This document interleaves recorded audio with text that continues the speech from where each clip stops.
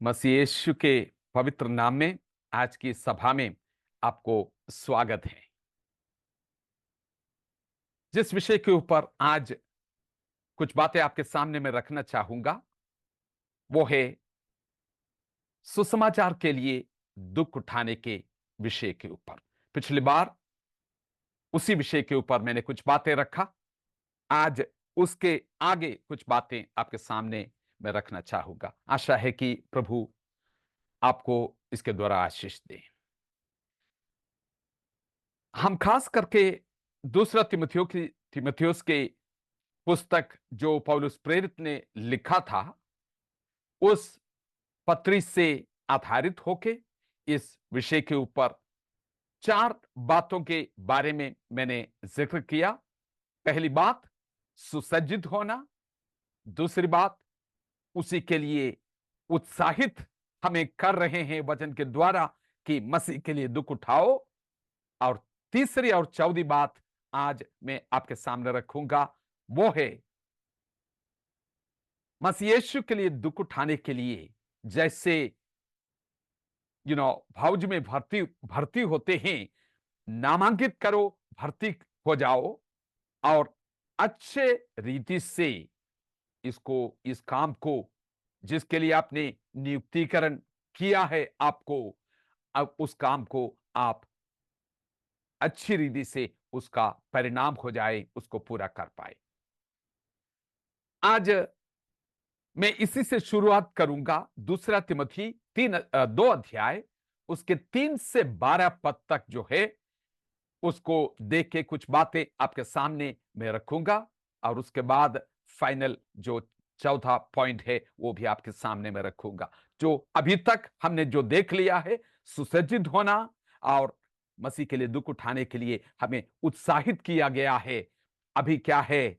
Enrol, जैसे कि एक अपॉइंटमेंट होते हैं मसीह यीशु के अच्छे योद्धा के नाई मेरे साथ दुख उठाओ करके 3 पद में पौलुस प्रेरित कहते हैं। वो सुनते ही आपको लोग समझ आते हैं कि ये किस चीज के लिए निमंत्रण है, किस चीज के लिए भर्ती करने के लिए बोल रहे हैं। मसीह यीशु के अच्छे योद्धा के नाई दुख उठाने के लिए, मेरे संग दुख उठाने के लिए भर्ती हो जाओ। पौलुस प्रेरित हमें इनविटेशन, निमंत्रण दे रहे हैं।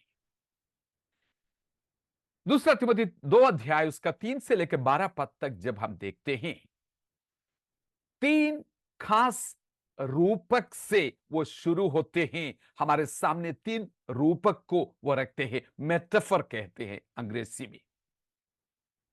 ये 3 रूपक जो है मसीह यीशु के लिए दुख उठाने, सुसमाचार के लिए दुख उठाने के 3 अलग अलग पहलुओं को हमारे सामने रखते हैं।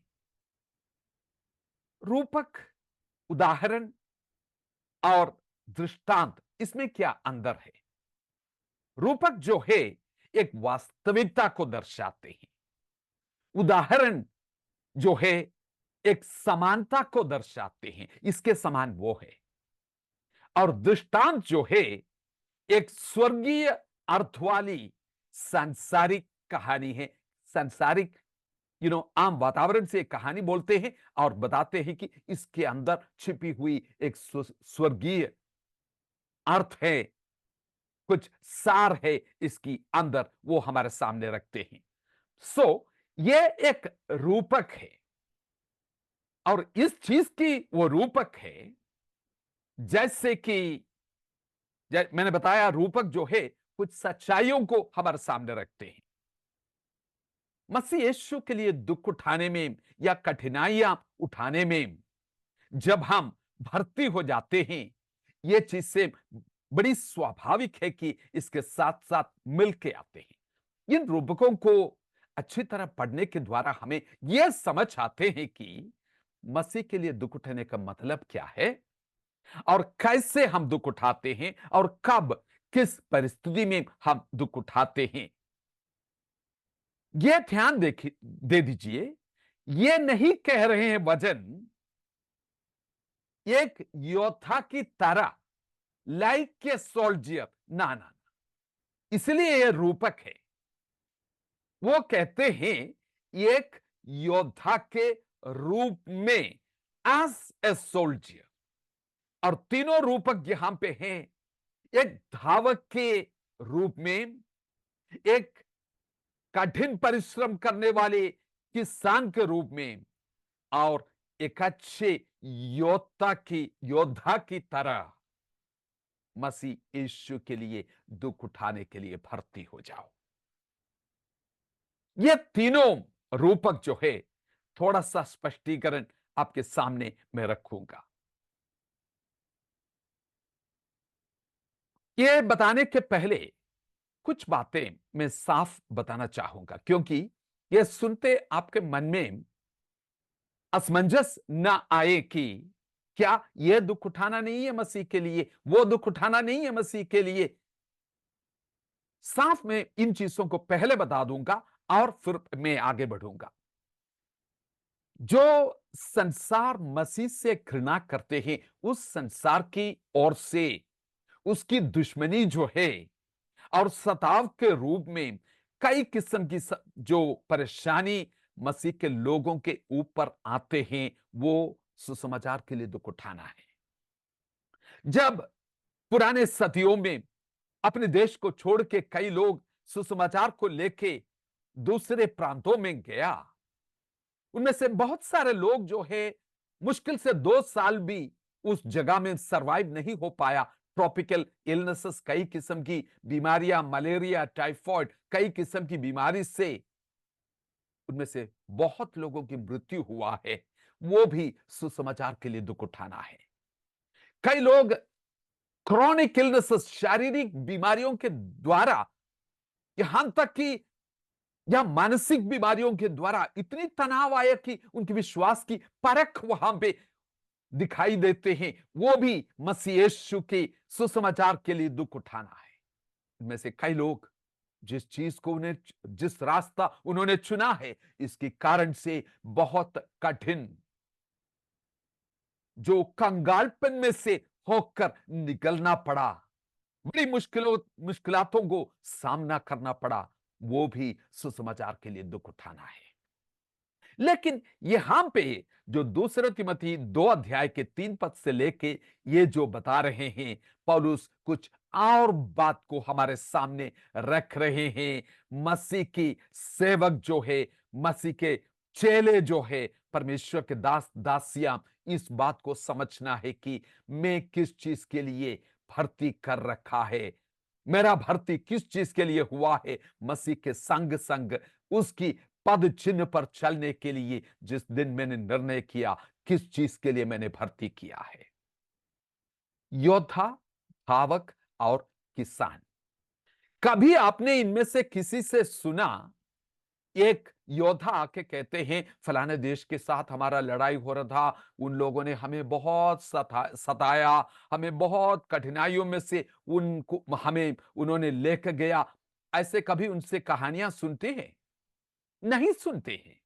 एक धावक भी ये नहीं बोलते कि बहुत इसके लिए हमें अनुशासित होकर रहना पड़ा, बड़ी कठिनाइयों को, जो खाना हम खाना चाहते थे वो नहीं खा पाते हैं, बहुत कठिनाइयों को हमने सामना पड़ा, ये सचमुच में बड़ी बड़ी दुख उठाना है करके एक धावक कहते हुए आपने कभी सुना नहीं है।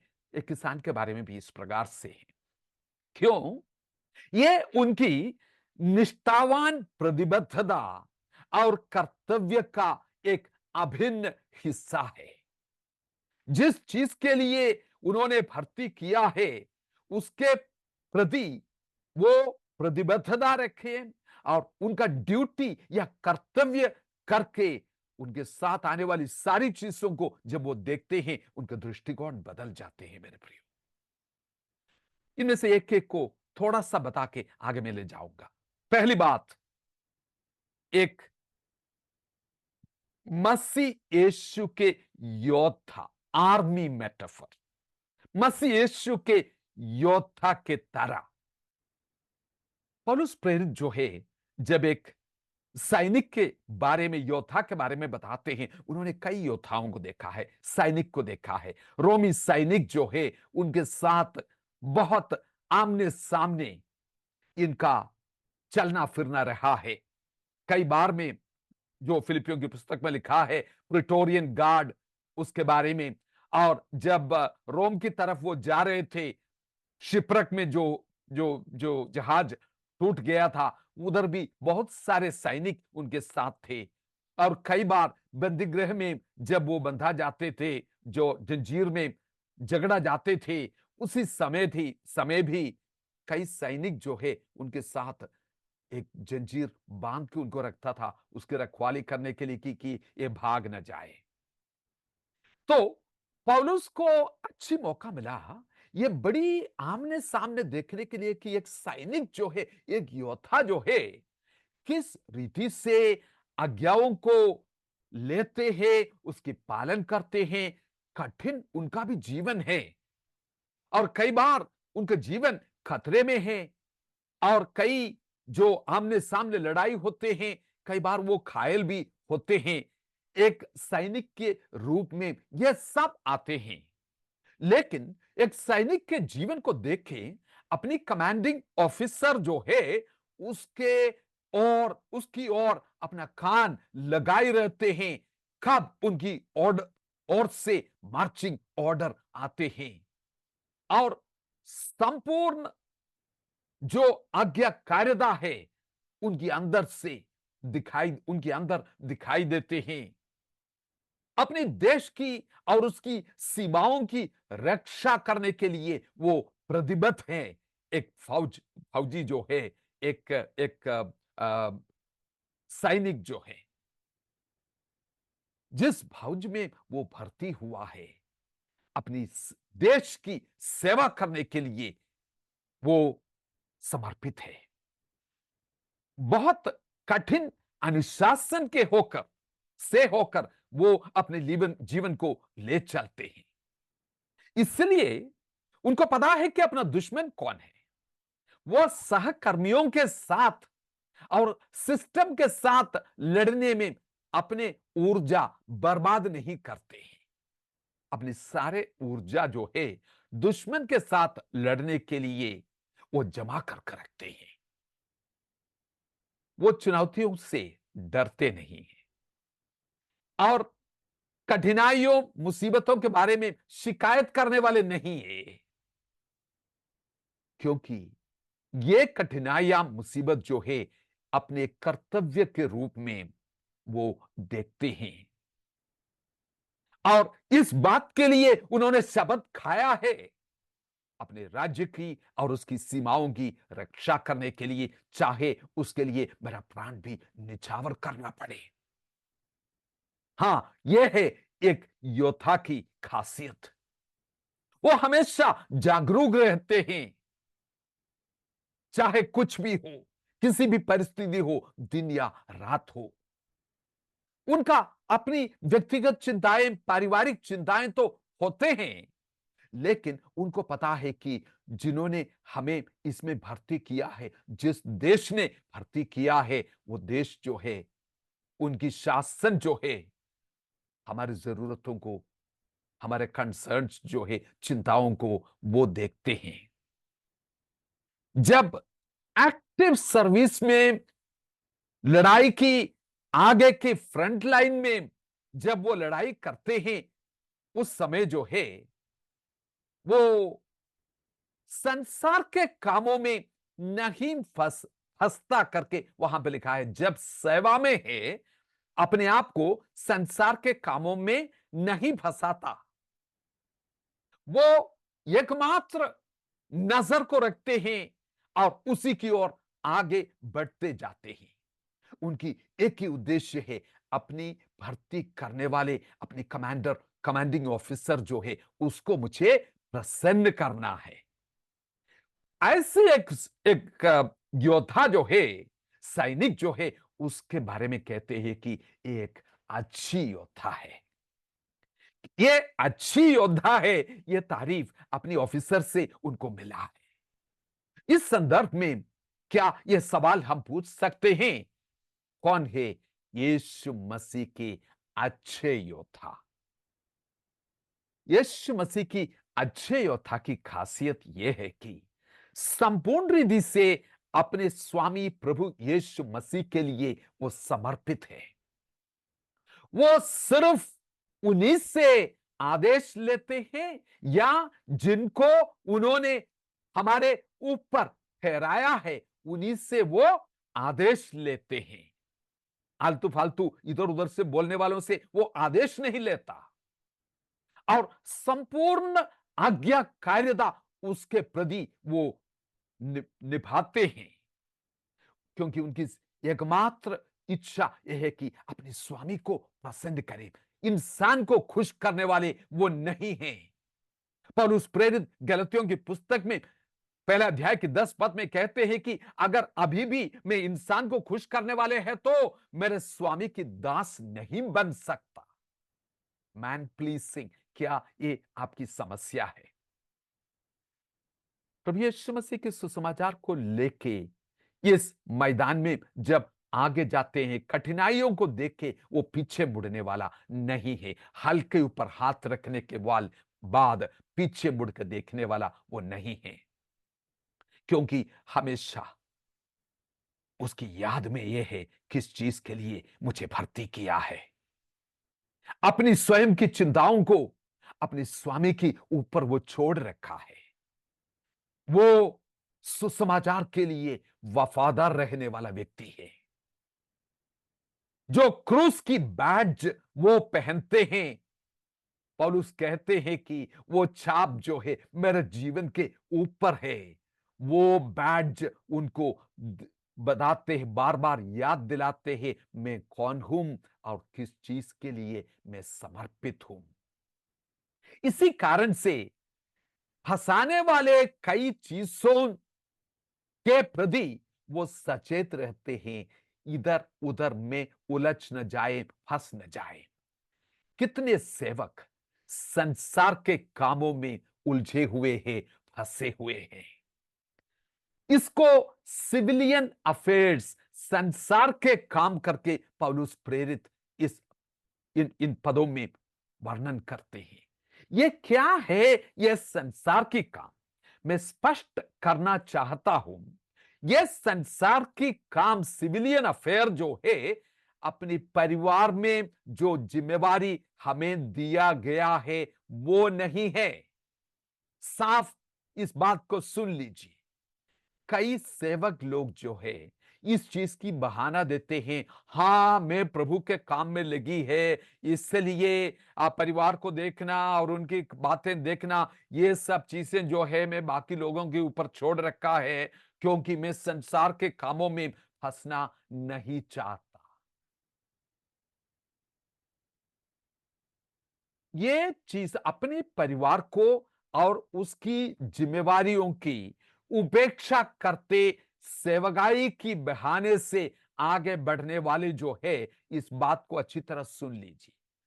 पहला तिमोथी और तीतुस की पुस्तक जो है, पौलुस प्रेरित एक एल्डर की जो अ, खासियत है, क्वालिफिकेशन से वो बताते हुए वो कहते हैं कि अपनी परिवार की अच्छा सुधि लेने वाला, अपनी बच्चों के अच्छा परवरिश करने वाला ये व्यक्ति होना बहुत ही अनिवार्य है करके लिखा है।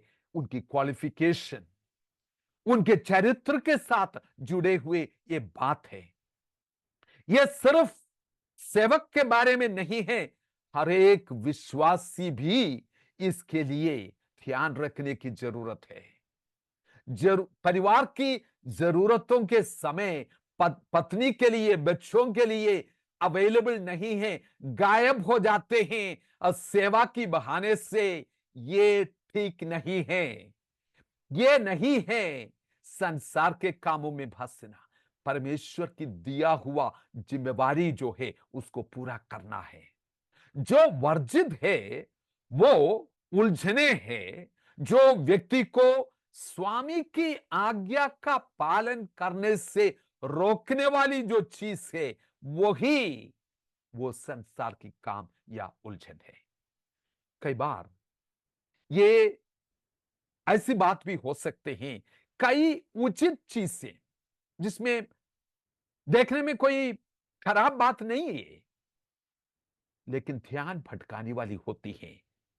कोई कई उचित चीजें, साधारण चीजें, उदाहरण के लिए परमेश्वर की पर्याप्तता के ऊपर अपनी भरोसा, ईमान छोड़ नहीं पा रहे, रख नहीं पा रहे।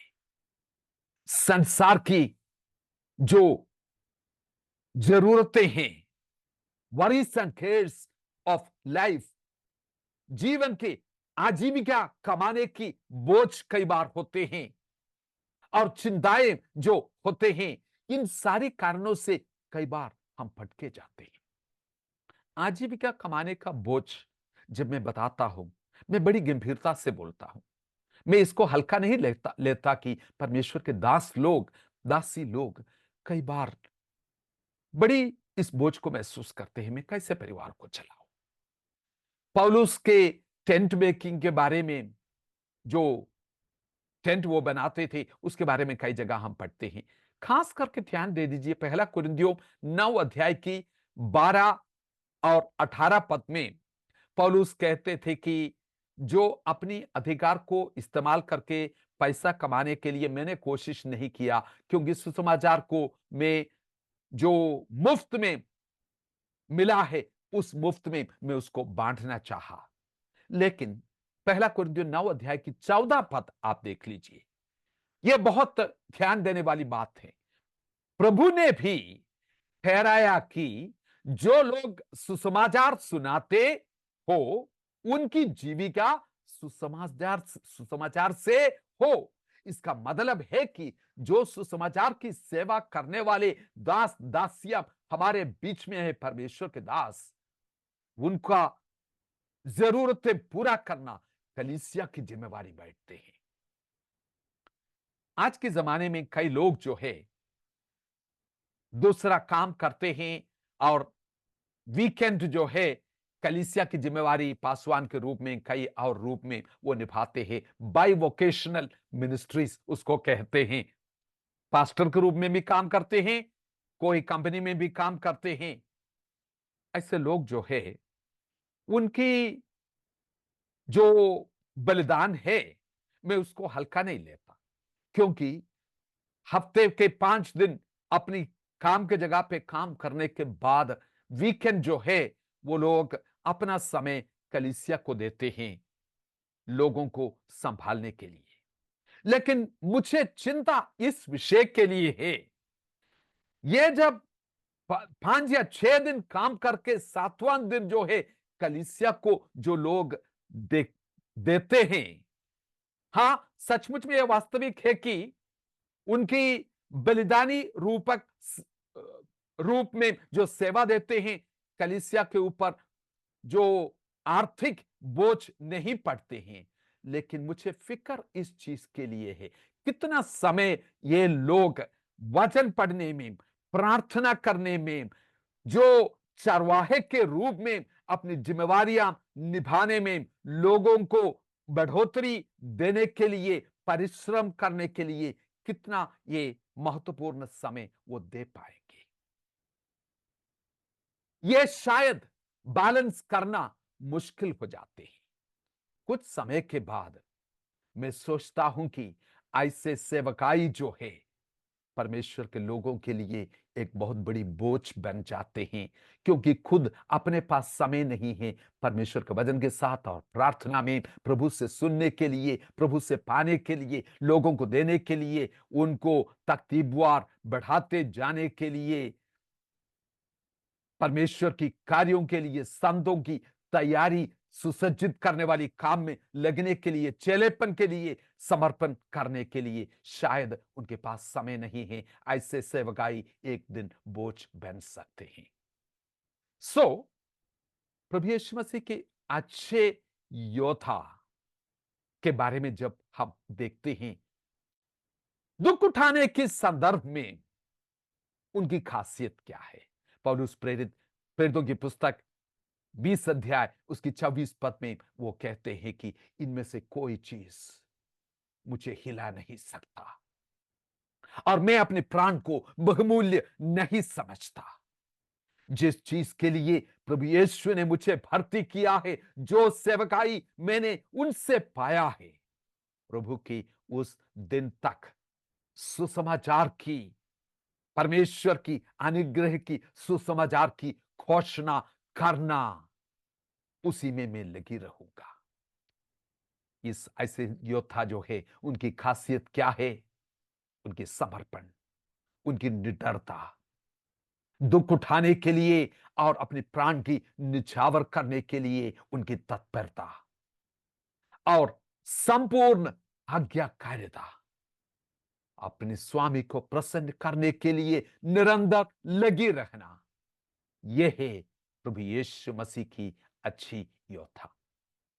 दूसरा जो रूपक है, वो एक धावक के रूपक है। उसके बारे में यह बताते हैं कि वो नियम के अनुसार दौड़ने वाला है, जो भी एथलेटिक्स है। पहला कुरिन्थियों 9 अध्याय की 24 से लेके 27 पद तक जब हम पढ़ते हैं, वहां पे यह जिक्र है कि व्यक्तिगत रूप में उनको रखने वाला कुछ नियम है, जिससे कि वो अपने फिटनेस को बनाए रखें, और जिस जगह से उनको दौड़ना है, जो ट्रैक उनके लिए बनाया है, नियम के अनुसार दौड़े। और अंत में डॉप टेस्ट नामक एक टेस्ट है, मतलब उनको कुछ खून की जांच कराया जाता है, और वो टेस्ट में अगर वो फेल हो जाए, कुछ स्टेरॉइड्स लिया है और कोई चीज लिया है, उनको जो मुकुट पाने के बाद भी उनसे मुकुट छीन लिया भी जाते हैं, डॉप टेस्ट फेल हुआ तो। ये जो खेल के नियम है, यह पहले से निर्धारित किया गया है, स्टैंडर्ड है।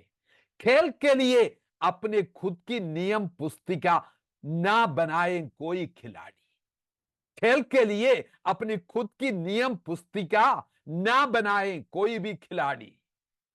आजकल कई खिलाड़ी है, अपने लिए स्वयं जो है नियम पुस्तिका लिख रहे हैं, कहते हैं कि वचन में तो ऐसे लिखा है, लेकिन मैंने एक नया नियम बनाया है।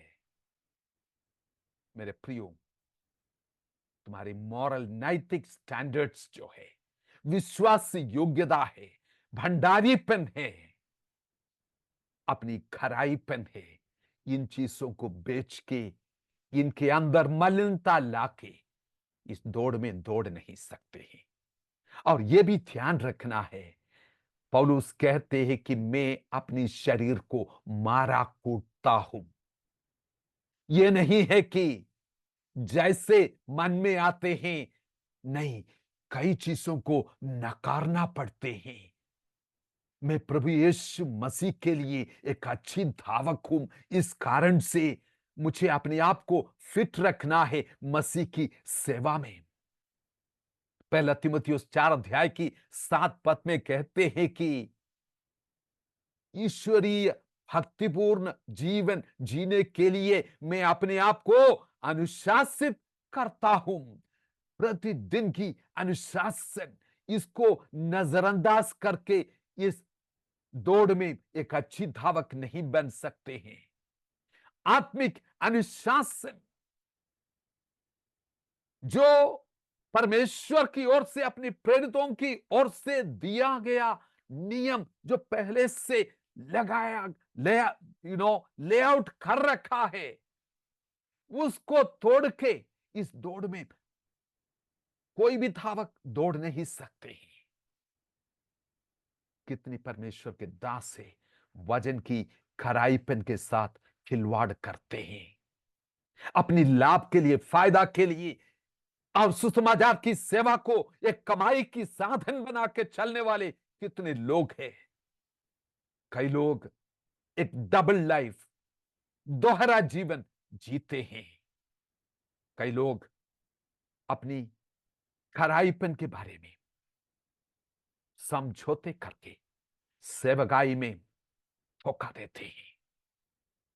मैं आपको बताना चाहूंगा, ध्यान रखिए मेरे प्रियो, आप विश्वासी हो, एक सेवक हो, नियम तोड़ो, तुम खेल हार जाएंगे। नियम तोड़ो, तुम खेल हार गए हैं। एक अच्छे धावक, एक पास्टर के रूप में, इवेंजलिस्ट के रूप में, शिक्षक के रूप में हमेशा इस धावक की वो रूपक अपनी आंखों के सामने रखे। सही रीति से परमेश्वर की वचन की खुलासा दे, कोई समझौता ना करे, दूसरों को सिखाने के लिए अपने आप को सुसज्जित करे, वचन के साथ खंडों खंडे बिताए, प्रभु से सुने। धार्मिकता के पीछे, भक्तिपूर्ण जीवन के पीछे, विश्वास के पीछे, प्रेम और प्यूरिटी, एक पवित्र जीवन के पीछे उस निशाने की ओर दौड़ते जाए, दौड़ते जाए। लगातार अनुशासन, अपना फिटनेस या ताजगी और अपनी दृढ़ता, ये एक अच्छी धावक की पहचान है। पौलुस जो है एक धावक की जो रूपक है, फिलिपियों की पहला अध्याय में भी वो कहते हैं एक टीम के रूप में मिल के इस दौड़ में तुमको दौड़ना है। इब्रानियों 12 में भी हमें उत्साह दिया गया है। मेरे प्रियो, धावक के बारे में जो मैंने बताया, क्रूस के निशान से हटाने वाले कोई भी बात सामने आते हैं, जैसे पौलुस गलतियों की विश्वासियों को कहते हैं कि शुरुआत में तुमने अच्छे दौड़ दौड़ा था, लेकिन अब क्या हो गया, निशाने से तुम हट गए हो। क्रूसित किया हुआ मसीह तुम्हारे आंखों के सामने से कैसे हट गया, किसने तुम्हारे ऊपर जादू किया, ये सवाल उनको पूछ रहे हैं। क्या आज भी क्रूस की निशाना मेरे आंखों के सामने है? मेरे प्रियो, एक कितनी बड़ी एक चेतावनी है और एक दुख की बात है। बहुतों को इस दौड़ में भर्ती करने के बाद, मतलब एक बड़ी अगुए के रूप में काम करने के बाद, खुद जो है निकम्मा ठहराया जाए और एक दिन अगर स्वामी कहते हैं मैं तुमको नहीं जानता, कितनी दुख की बात ये होती है। मैं तीसरे रूपक में जल्दी आपको लेके जाना चाहूंगा। एक कठिन परिश्रम करने वाला किसान। गलतियों की 6 अध्याय की 7 और 8 पद में लिखा है कि जो तुम बोते हैं वही तुम काटते हैं। अगर आत्मा के लिए अच्छे बीज तुम बोते हैं को तो आत्मा की फल तुम काटने पाएंगे। इन दिनों में क्या इस चीज पर हम ध्यान देते हैं? अपने चरित्र को बनाने के लिए, अपनी पवित्रता को बनाने के लिए कौन सी बीज आप बो रहे हैं? एक किसान का जीवन कई रीति से बहुत कठिन जीवन है। कई किस्म की अनिश्चितता उनके सामने है। मौसम के ऊपर वो निर्भर है। बारिश नहीं आया तो नुकसान होते हैं। खास करके जिन दिनों में ये लिखा था उस समय कोई इरिगेशन सिस्टम ऐसे नहीं है, कोई पानी की बंदोबस्त नहीं होते हैं। बारिश आएगा, फॉर्मर रेन्स लैटर रेन्स, वो बारिश जब आएगा तभी फसल बोने के लिए और फसल तैयार करने के लिए मदद होते हैं। किसान का जीवन धैर्य, निर्भरता, दृढ़ता, जोखिम उठाना, आंसुओं के साथ बोना, फसल के स्वामी से प्रार्थना करना, ये एक किसान की खासियत है। आंसुओं के साथ वो बोते हैं और अपनी फसल के स्वामी से वो रो रो के विनती करते हैं ताकि जय जयकार के साथ पुलियां निकाल के एक दिन वो वापस आ सके। लगातार एक किसान जो है कई चीजों के, कई दुश्मनी जो चारों तरफ है उसके साथ उनको लड़ना पड़ते हैं, मौसम के साथ, और कई किस्म की जो अन्य पौधे आके जो पौधा आपने बोया है उसको नाश करने वाले, उसकी सही समय पर गुड़ाई, और कई किस्म की कीड़े जो आते हैं, बीमारियां जो आते हैं, जानवर आके उसको खा जाते हैं। कई बार चोरी भी होते हैं। ये सब चीज के लिए किसान को सचेत रहने की जरूरत है। ये बड़ी जिम्मेवारी है। बीज तो आप बो सकते हैं। पहला कुरिन्थियों 3 की 6 और 7 पद कहते हैं कि पृथ्वी देने वाला, बढ़ोतरी देने वाला परमेश्वर है। याकूब की पुस्तक 5 अध्याय के 7 से लेके 9 पद तक देख लीजिए। वहां पे ये किसान के बारे में बताया है कि वो धीरज के साथ इंतजार करते हैं, अपने हृदय को दृढ़ करते हैं और बड़ी आशावान होके वो जीते हैं। धीरज धरो, हृदय को दृढ़ करो और आशा रखो करके वहां पे लिखा है। यह है किसान का जीवन। और वो एक चीज की याद दिलाते हैं, किसान बो के ऐसे फसल के लिए इंतजार करते हैं, लेकिन एक फाइनल हार्वेस्ट, एक आखिरी फसल काटने के दिन जल्दी आ रहे हैं। उस संदर्भ में वो 3 बातें कहते हैं। प्रभु आ रहे हैं, वो निकट है और वो द्वार पर खड़े हैं। वो तीनों के ऊपर ध्यान देना थोड़ा समय निकाल के। वो आ रहे हैं, वो निकट है और द्वार पर खड़े हैं। ये एक सेंस ऑफ अर्जेंसी हमारे सामने लेके आते हैं। मेरे प्रियो, मसीही सेवा एक साधारण बात नहीं है। कई बार एक कठिन सेवा लगते हैं। एक बात को याद रखना, हमारा स्वामी जो है, फसल के स्वामी वही है, हम नहीं हैं। उनकी फेवर जो है, आशीष जो है, आपके ऊपर है। एक बड़ी फसल की वायदा उन्होंने दिया है। और पहला कुरिन्थियों 15 की 58 में वो हमें याद दिलाते हैं, तुम्हारा परिश्रम प्रभु में व्यर्थ नहीं है। प्रभु के दास दासी, उत्साहित हो जाओ। जो भले काम के लिए आप बुलाए गए हैं, लगातार उसको करते रहो। कोई भी चीज आपको हिले ना पाए। लगी रहो जिसकी चीज के लिए परमेश्वर ने आपको बुलाया है। एक बड़ी आशा रखते हुए आगे बढ़ो। दूसरा तिमुथियों 2 अध्याय की 8 से लेके 13 पद जब हम पढ़ते हैं, यह बात साफ हो जाते हैं कि प्रभु यीशु मसीह की सुसमाचार की सेवा तुम्हें करना है तो दुख उठाना उसके एक रिक्वायरमेंट बन जाते हैं। वहां पे लिखा है, अगर तुम उसके साथ दुख उठाए तो उसके साथ राज भी करेंगे। कई लोग राज करना चाहते हैं। हम उस बड़ी शहजादे की संतान है, बोलते हैं हम राज करेंगे, लेकिन दुख उठाने वाली बात हमारे सामने मत बोलो। दूसरा तिमोथी 3 की 12 भी कहते हैं, जो मसीह यीशु में भक्तिपूर्ण जीवन बिताना चाहते हैं वो सताया जाएंगे। मसीही सेवा की ये नियम है मेरे प्रियो, दुख उठाना। यूहन्ना 15 की 18 से 20 पद तक प्रभु यीशु ने साफ बताया, उसके कारण भी बताया, सब लोग तुमसे घृणा करेंगे। 16 की 33 में उन्होंने बोला, इस संसार में तुम्हें क्लेश है, लेकिन फिर भी आनंदित रहो, क्योंकि मैंने जय पाया है। संसार के ऊपर मैंने जय पाया। जिस पौलुस प्रेरित इस पत्री को लिखते हैं, कई बार अपने आप को जंजीर से जकड़े हुए राजदूत के रूप में वो अपने आप को बताते हैं। कई कठिनाइयों को उन्होंने सामना किया जो आप कल्पना भी नहीं कर सकते हैं, लेकिन इन परिस्थितियों में से होकर निकलते हुए दुख उठाना एक सौभाग्य समझा। ना उसके बारे में उसने शिकायत किया, ये कभी उसने शिकायत नहीं किया, लेकिन दुख उठाने को एक बड़ी सौभाग्य समझा। वो बताते हैं कि मुझे भी उन्होंने इसमें भर्ती किया। कितना बड़ी सौभाग्य।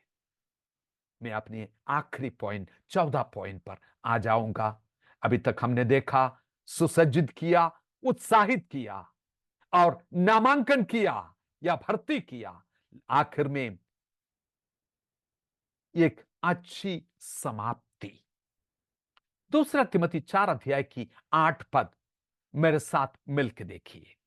वहां पे जो वर्णन है, थोड़ा सा गहराई में जाके खोद के देखने के लिए आप तैयार है तो आपको योद्धा, धावक और किसान, ये तीनों वहीं पे आपको मिलेगा। मेरे साथ देखेंगे।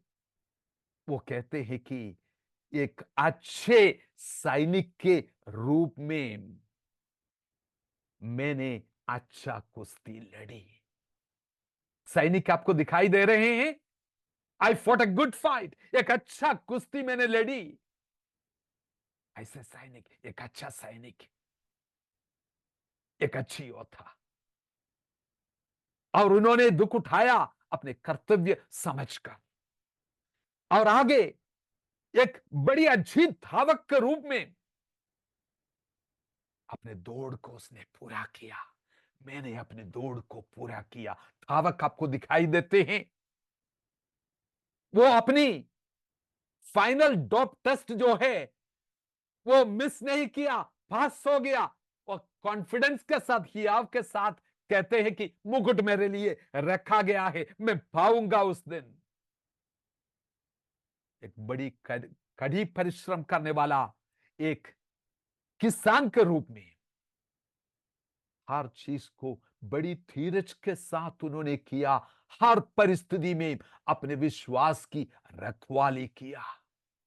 इस विश्वास की फसल काटने के लिए उनके खिलाफ कई परिस्थितियां आई। 4 अध्याय की आखिरी हिस्सा में उसी की वर्णन है। अकेलापन को महसूस किया, सबने छोड़ दिया और कई किस्म की परेशानियां, कंगालपन उनके जीवन में आई, लेकिन मैंने अपने विश्वास की रक्षा की। आपको दिखाई दे रहे हैं योद्धा, धावक और किसान। बड़ी आशा उस फसल के लिए वो रखते हैं। मेरे प्रियो, मैं इसको यहां पे समाप्त करना चाहूंगा। प्रभु यीशु मसीह की सुसमाचार के लिए दुख उठाओ। ये आपकी मसीही जिम्मेवारी है और बड़ी आपका कर्तव्य है और आपकी बड़ी सौभाग्यता भी है। एक भक्तिपूर्ण जीवन के जीने के लिए दुख उठाओ, जैसे पौलुस ने तिमुथियुस को बताया था। यही है जो अभी तक मैंने वर्णन किया सुसमाचार के लिए दुख उठाने के मतलब। 3 रूपक आपके सामने मैंने रखा, उसके ऊपर ध्यान दे दीजिए। दैनिक जीवन में उसकी वास्तविकता में जिए मेरे प्रियो।